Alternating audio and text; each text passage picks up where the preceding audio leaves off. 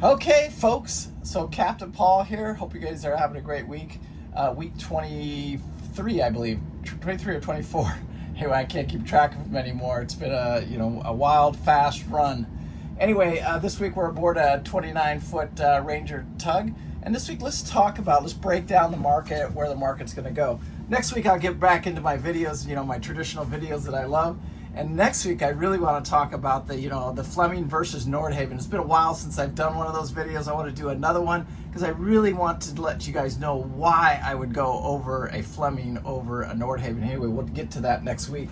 Anyway, this week, I'm at the helm of this beautiful 29-foot Ranger. Absolutely gorgeous boat. And let's talk about the prices and what we saw as we're negotiating these boats and stuff like that, because it's really that buying time of year. Every one of my clients are out buying, and every boat on the market right now, it's either going to sell or it's not going to sell. And there's reasons for all of that. But let's just talk real quick about this market right here, because this is a newer model. It's a 2019 Ranger tug. 29-footer, 31 under survey, and it didn't pass its survey. It has some issues with moisture or something like that. And anyway, my recommendation was to walk, because you're paying full. He wasn't really discounting the price of it when you pulled all the values to it, and then he wanted a full asking price, and then he wasn't willing to negotiate any, about the moisture that was in the hull. And I'm like, dude, then it's going to come up on you, and it's going to bite you later on. But it is a beautiful boat, and if you want to do it, do it. But if you, just know that you're going to have that issue, and that issue's there, and it could bite you later on. So then we went to this boat right here. This boat's been on the market, I don't know, for about 6 months now. And we looked at the price, and it was, the starting price of this boat was $299,000. Weren't really interested in it, but when I got the price down to $280,000, we went ahead and made a phone call on it, and we went ahead and offered, I want to say, right around that 265, 270 range. And they accepted the offer, and the deal went pretty smooth after that. So you can see, from that $300,000 to $30,000 drop, so I don't know what the percentage is. It's about a 10% drop, and that's about what we're seeing across the board. It's involved with, actually it wasn't, it was the 37 Nordic tug that I was just involved with. That one also closed this week. And that one pretty much went for the because when we listed the boat, everybody else has those boats listed at $300,000, and I told the owner, why don't we just list it at a good price and give somebody a good deal on it and sell it fairly fast. And it did. It sold in less than 2 weeks at the brokerage that we took it to. Sold in, it was exactly 2 weeks, and it sold for, we had it listed at $270, and it sold for $265. So the boats in those price ranges, yes, there's I would say there's about a 10 to 15% drop, and we're seeing that right across the board on just about every boat. But that being said, you're still on a one-year waiting list for, like, let's just say a backwater or even one of these Ranger tugs. If you want to buy a new one, you're probably looking at a 6 to 12 month waiting list just to buy one of these things brand new. And the price of this boat brand new, I think, is right around that $350,000, $400,000. This one has that executive package. I don't even know what I'm saying. It's got the package with the generator, the air conditioner, everything. It's the high end one. It's got the bridge, 3 helm stations, so you can drive it from the front of the boat, the back of the boat, and up on the top of the boat. So it's a pretty cool boat. It's also got bow and stern thruster, inboard diesel, and so this particular boat, brand new, I think you're really right at that $400,000 mark buying one brand new and ordering it. And that market really hasn't, we're starting to see a little bit of discounts in there, but not very many, and they're still back ordered. You're still ordering that boat. You're not just going to walk into a dealership and pick one up. There might be a couple of dealers that have them, but not very many. Anyway, the older boat market, let's just talk about that for a minute.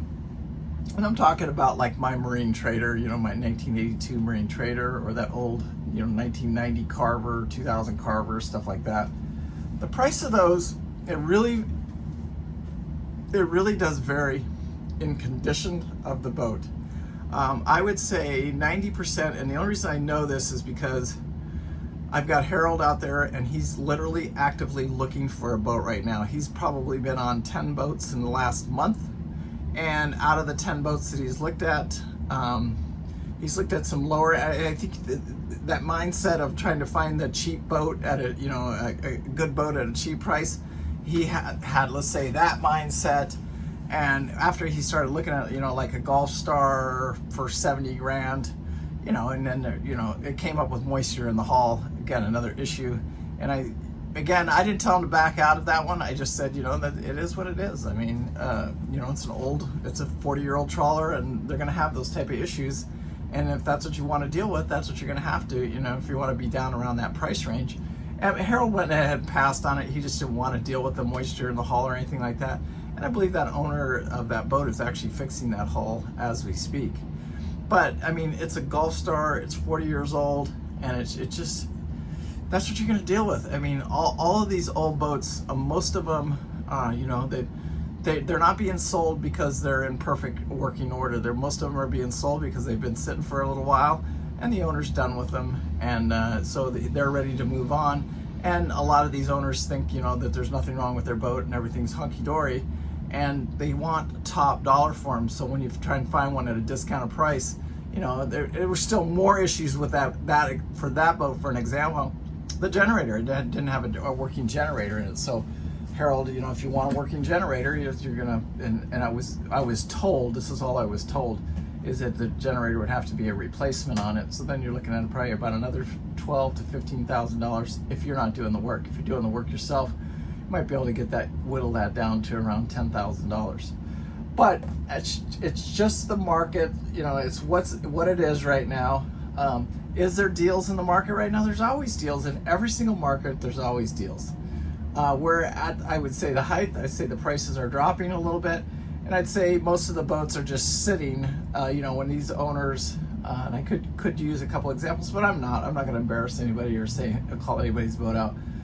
But these guys that are asking too much for their older trawlers, and there's just multiple, it doesn't take long, the money adds up very, very fast in this market, because these guys now, that old average of paying $100 an hour for a boat mechanic, I think those days are gone, big guy. I think it's closer to about $200 an hour now. And that's if you're very lucky and you manage that time very, very well, that you could even find somebody to work on your boat for that. So and all I'm saying about this is the price go up very, very quickly for labor trying to fix one of those old trawlers. So the price of them, I would say, it is what it is. It's not going, they're not going up and they're not going down. I mean, you can't, the market's only going to bear so much. You can only take a 40-year-old boat that's been depreciated. It may need a little engine work, it needs a little fiberglass work, it needs some canvas work, it needs new electronics, it needs this and that. That boat's only worth so much money, and some of these owners are going to have to realize that, and they can just sit on it and pay the slip rents and enjoy them for a few more years while they're dreaming about somebody that's going to pay that kind of money for a fixer-upper, basically. Because in my opinion, every 40-year-old boat is a fixer-upper, no matter what. You could take me to any boat and I'll show you probably a half a dozen projects real quick.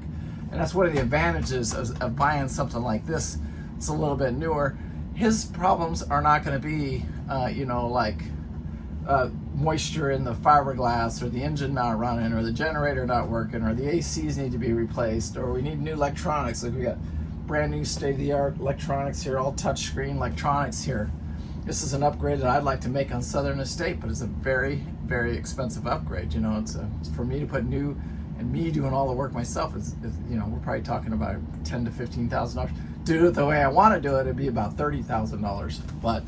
And that's just buying parts, big guy. That's not anybody installing it, or maybe a little bit, maybe about $5,000 in labor out of that $30,000. I'd be spending about $25,000. But I would put multiple touch screens like this. I would have 2 of these. I'd have 3 of these upstairs and 2 downstairs, so 5 screens total, with all of it integrated and stuff like that. And it would definitely cost about $25,000 in just parts. And I'd probably have to have somebody help me with integrating all that. But anyway, today's video is, like I said, the market. Yeah, the prices are coming down a little bit, but are they going to come down a lot? Are you going to pick up a Ranger tug like this? And I'll just use Scott as an example here of what his experience will be like. Will he ever be he's never going to get in a financial situation where he has to sell this boat for $150,000. And so, and that's the kind of situation, if that's the kind of situation you're looking for, man, I just don't know. There's just too many people. Like if we just, let's just throw some stupid scenario out here that Scott is hospitalized. He knows he can't use the boat and the kids want to raise money and they want to sell the boat. I mean, you could stick this boat on the market for $250 and it would probably be gone overnight just like that. So, I mean, to say that you could get something like this in that, you know, that 150 range, that 199 range, man, I don't see the market ever dropping like that. I think the population in the US is too much. The demand is too high. There are still plenty of people with money. I think the people that are over leveraged right now, those are the people that are in a little bit of trouble. And those are the people that could lose some of their boats, but those are also the smaller, you know, center console pontoon boat style boats. But I've even talked to some of those guys and some of those salesmen, and a lot of those are older people that have money, and you know, they're in that retirement stages, and that, you know, they pay cash for these things. So it's a little bit different environment. But the guy that, you know, that we will see some repossessions, there's no question about that. But how many and what kind of deals you're going to get, it's going to be tough. It's going to be a tough market for you. But if you keep digging, I believe you could find them. I still think we're by about another 6 to 12 months before we see the actual bottom. Probably even a little bit longer than that, because where we're at 23, 24, 25, I'd say 26 is when we're going to start seeing that curve of slightly going back up. But I just think the population is too much. There's too much demand right now. There's too many people retiring that want to do the loop. Too many people that can see the value in a boat like this, you know, and it would never go for, let's say, under 200 and let's say 50K. Let's just throw that number out there. You'd be very, very lucky to find a 2019 Ranger tug in this shape with all of these options. I don't think they missed an option on this boat. It's got multiple air conditioners, generator, radar. I think it's got 4 of these screens. There's 2 upstairs. It's got 3 driving stations. I don't ever see that scenario coming for this boat. I don't think it's going to ever discount it much more. And I think Scott, you know, if he wanted to do this, time is the most valuable thing that any of us have. And if you want to waste that and you want to play the game of, you know, looking for that bargain and seeing if that bargain ever matures, then that's fine. But you may never own a boat. Scott didn't want to play that game, so, you know, he's getting to that point where he either does it or he doesn't do it. And I think he made up his mind that he's going to do it. And so that's why he bought this boat right here. And so you got to mentally come across with that and deal with that. I think this week too, we'll talk a little bit. We'll do some shorts, and I'll do some in my Patreon, you know, talking with Scott here a little bit and seeing where he's at and stuff like that, what his experience was and all that other kind of stuff. Anyway, look forward to talking to you guys next week with the Fleming video and the Nordhaven. You guys already know which direction I'm going to go if you watch the channel a lot, but I just do want to talk about it and tell you why that is. Anyway, Paul Bates, no regrets. Sorry, that's my t-shirt. No regrets. Make sure you hit that like and subscribe button, share with your friends. And I do appreciate you guys watching. And the job over at Little Palm, I just love it, man. It's hard to explain, but I don't think I could give that job up. It's going to be very, very hard the day I have to quit there, just because the experience I'm getting. There's just so much to do. I mean, so much learning curve, because we go out, it doesn't matter what the current's doing. Yesterday, the full moon, the current's ripping, and, you know, I'm just driving the boat, and you can't gain that experience because we're not taking the boats out in those type of conditions. Anyway, peace out. Make sure you hit that like and subscribe, share it with your friends, and I do appreciate it. Thank you, guys.